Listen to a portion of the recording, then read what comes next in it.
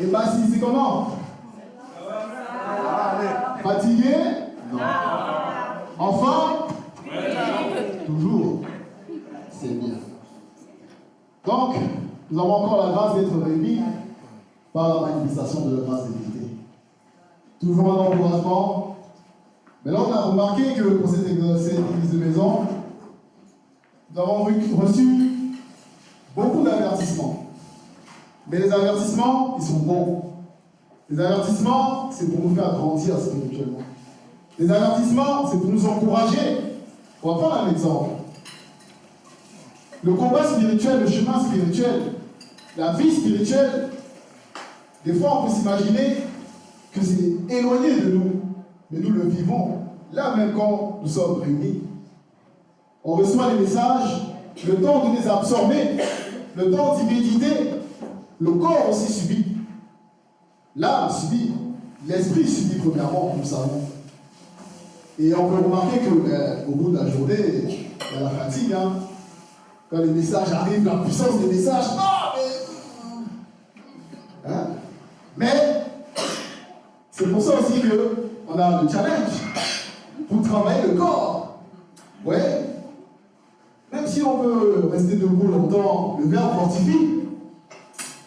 Même si on a fait le voyage depuis très loin, on arrive, mais on tient bon. Ok. Et pourquoi tout ce travail? Pourquoi tous ces efforts? Pourquoi tout cet acharnement afin que nous soyons propres? Comme Boussi, le véritable Moïse, qui était noir, nous le savons, notre patriarche, qui a marqué son époque, il le dit dans Biala, là où nous allons nous rendre, au chapitre 15, dont vous allez lire également le titre avec moi. Promesses et menaces dans son livre qui sont les admonestations, donc les avertissements. Donc tout ce que nous vivons, ce n'est pas pour rien, c'est parce qu'il y a des promesses. Des promesses. Mais il y a aussi des menaces. Parce que si on a un peu de mou, un peu de relâchement, vous l'avez dit, il a parlé au début. Hein.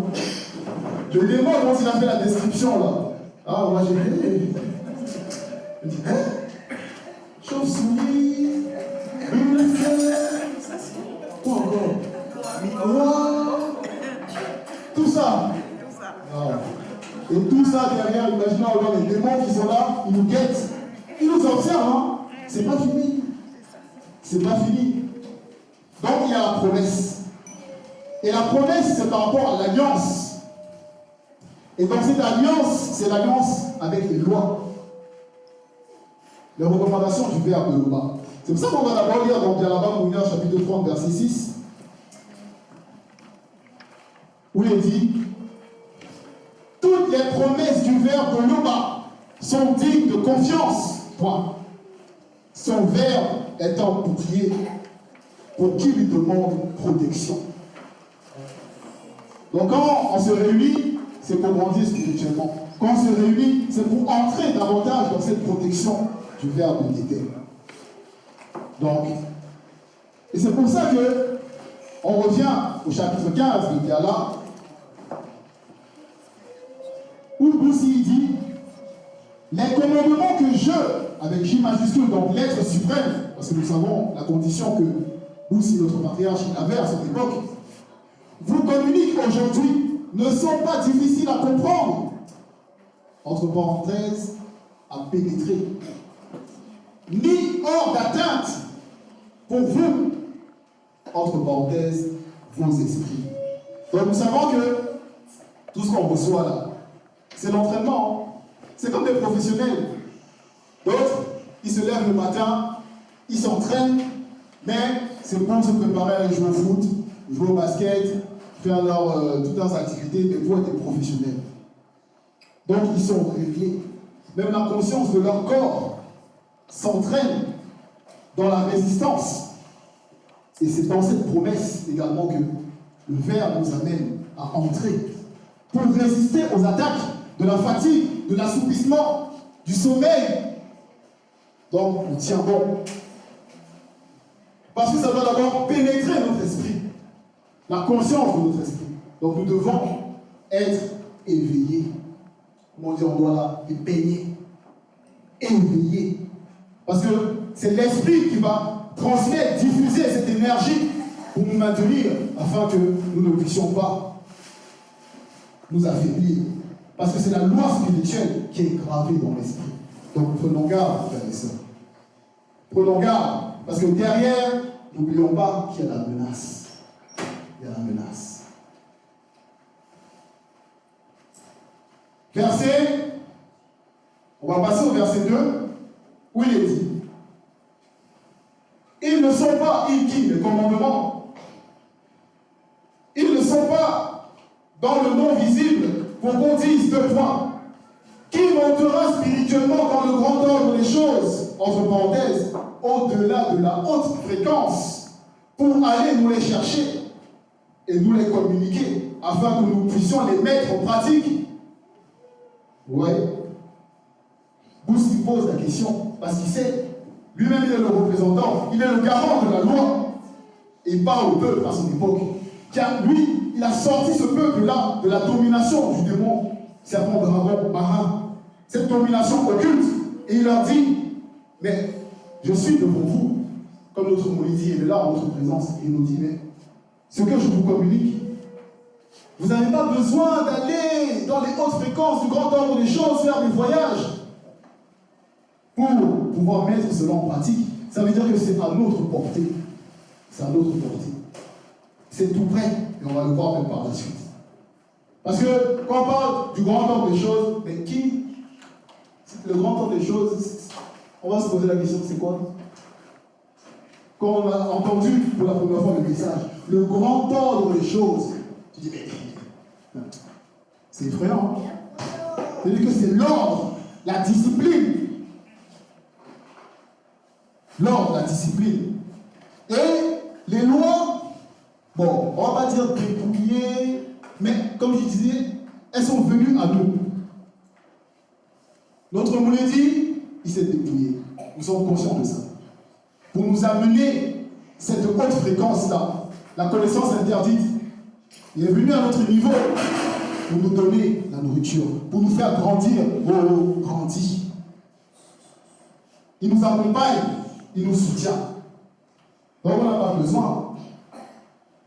Parce que les lois sont venues à nous. Et l'image ici, les entités du grand ordre des choses se sont manifestées sur la montagne dont vous connaissez, Ndongoma, Mitima et Lomba. Voici Ndonga dans la région de l'Ouest.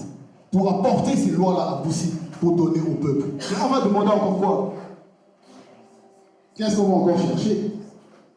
Donc on n'a pas d'excuse.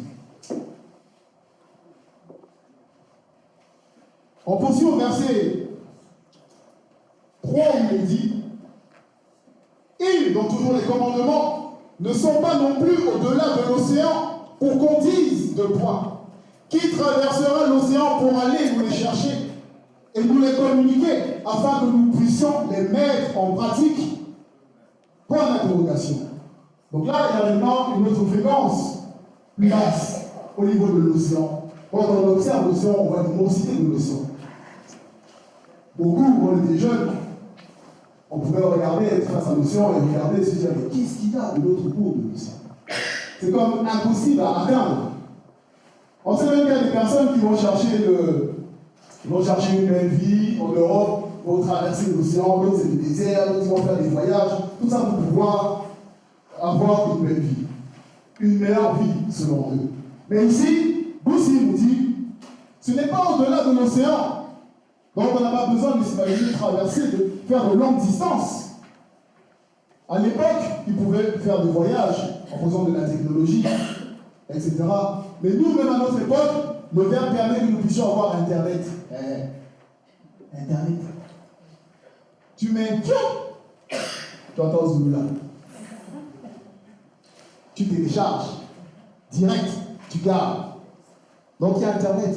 Donc on imagine le dépouillement.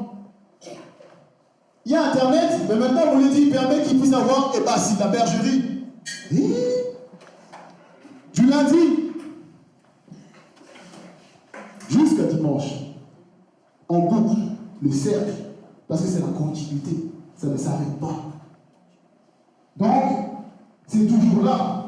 Donc à nous aussi d'avoir cette constance. Parce que c'est vrai qu'on dit, ah non, il faut être constant, il faut être persévérant. Non. Lundi, je commence, je ne m'arrête plus. Mardi, assis. Qu'est-ce qui s'est passé? Oh, j'ai eu un rêve là, je suis fatigué. Non, le travail, l'enfant. On peut avoir plein d'excuses, hein, mais nous savons nous-mêmes. Tous les commandements qu'on a reçus là. Voilà. Donc ici, pas besoin de traverser. Il y a Internet, il y a la bergerie, il y a les conférences, il y a un travail énorme qui est manifesté par la manifestation de la grâce de Dédé pour nous. Verset 4. Bouzi poursuit, il dit, non, quel le verbe de Loba, entre parenthèses, en tant que précepte, est tout près de vous, virgule, tout près de vous. Donc il y a la proximité, comme je disais. Mais en tant que précepte, comme on connaît l'histoire de notre patriarche, Molmon, le sage, quand il donne des préceptes, mon enfant, écoute les préceptes, écoute les recommandations, et tu marcheras selon la sagesse, dans le chemin initiatique de l'entité de sagesse, et tu pourras résister. Tu pourras résister aux attaques du monde occulte. Donc on a cette proximité. Mais qui peut dire, bon, franchement, la meilleure proximité, oui, on est là. On a la grâce de pouvoir nous exhorter. Mais notre comédie est juste là. Et il est toujours au travail. Il est en train d'ensemencer. Ah, donc on doit reproduire d'après le modèle. Est-ce qu'on va s'assoupir? Est-ce qu'on va dire, oh non, on est fatigué? Oh non, la journée? Non, mais ça commence d'abord par nous-mêmes. Donc, près de vous, donc près de nous, la proximité. Dans votre bouche. Ah, là on sait, hein, la bouche là. Vous contrôlez la bouche. Qu'est-ce qui sort de la bouche? Les paroles. Ah. L'expression, le langage, les mots. C'est pour ça que nous devons veiller à avoir des paroles aimables. Des paroles aimables.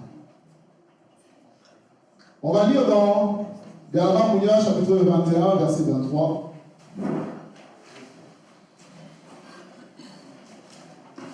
Donc c'est les proverbes où il dit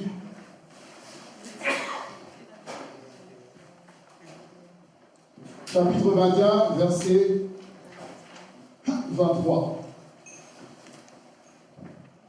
Celui qui surveille tout ce qui sort de sa bouche s'évite bien des tourments. Là, c'est le résumé. Hein. Celui qui surveille, donc la surveillance.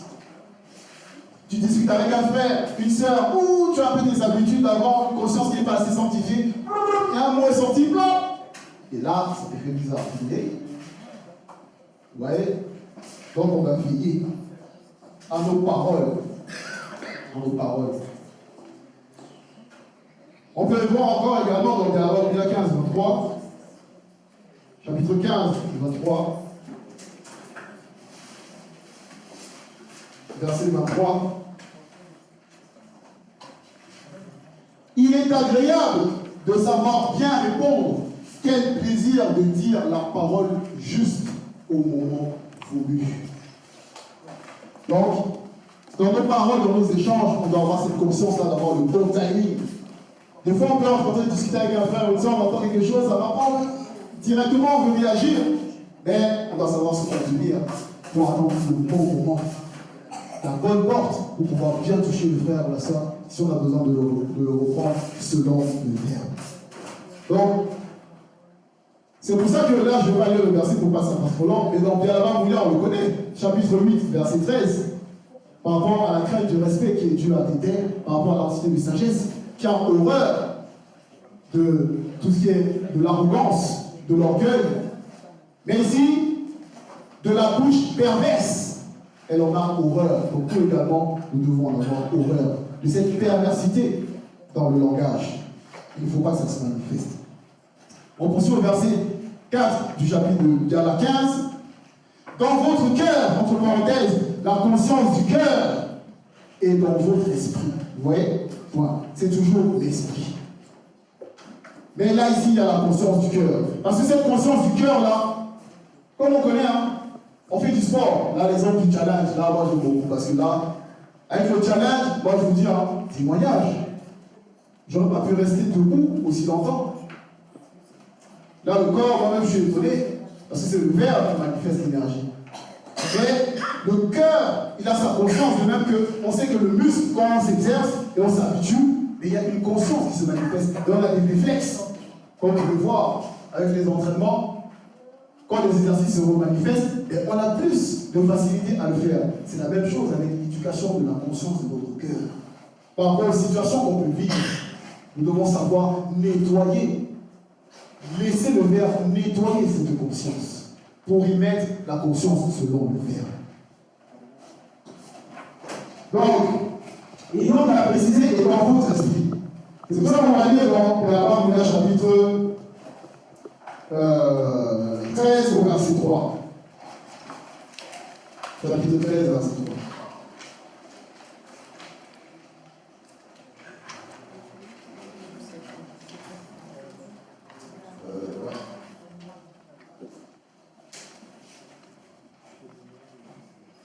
Voilà. Par rapport à l'esprit. Savons que l'esprit, les pensées, c'est par rapport à l'esprit. Le verset 3, il est dit, celui qui veille sur ses pensées garde son âme. Celui qui profère et propage des mensonges court à sa perte. Donc le fait de veiller sur ses pensées, quand nous sommes, que ce soit entre nous, frères et sœurs, ou même dans la vie active, dans nos activités, nous gardons également notre âme. Et le fait de garder l'âme, ça va permettre aussi de pouvoir garder la conscience du cœur selon la vérité. Vous voyez? Donc, frères et sœurs, c'était ce message, cette promesse que nous devons choisir pour ne pas tomber dans les menaces. L'Éternel est toujours glorifié. Merci.